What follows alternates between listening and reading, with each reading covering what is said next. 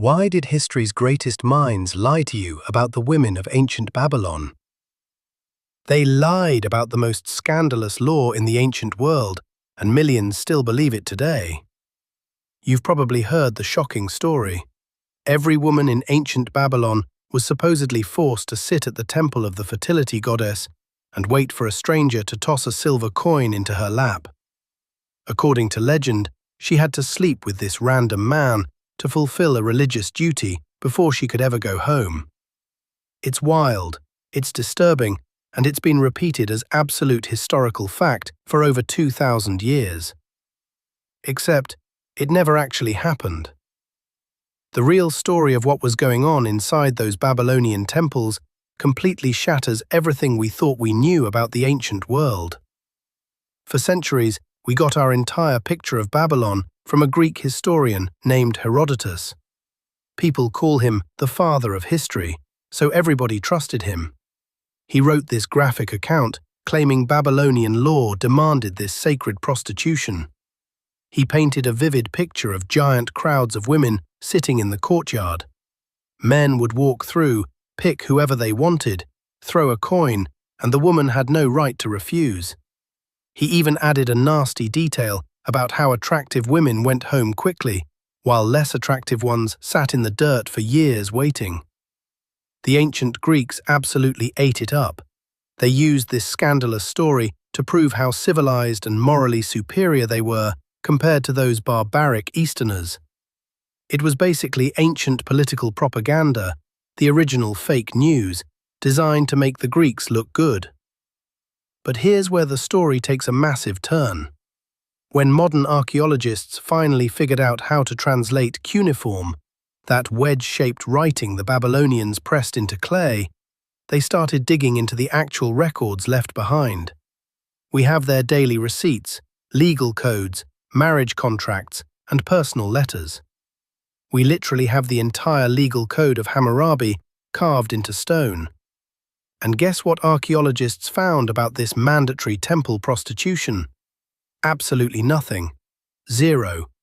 Not a single Babylonian text, out of hundreds of thousands of recovered clay documents, mentions anything about women being forced to sleep with strangers. You'd think a law affecting half the population would show up in at least one tax record or court case.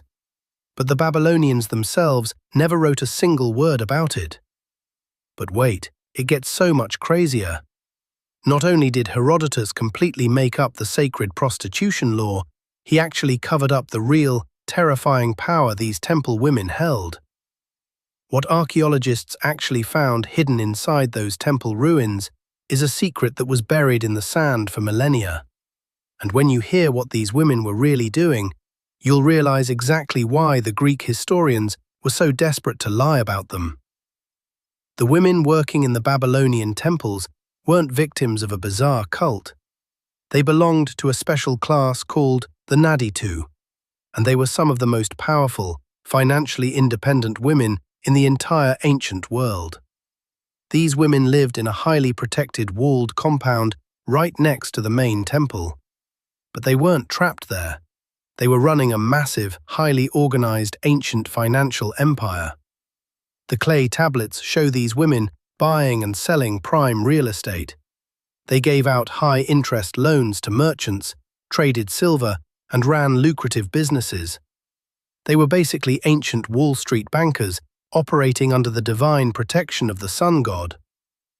Because they dedicated their lives to the temple, these priestesses were exempt from traditional marriage and childbearing roles.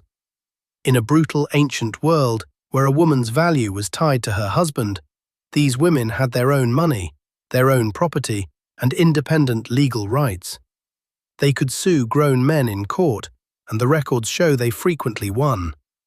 They were an absolute powerhouse of the Babylonian economy. So, look at it from the perspective of a Greek man like Herodotus.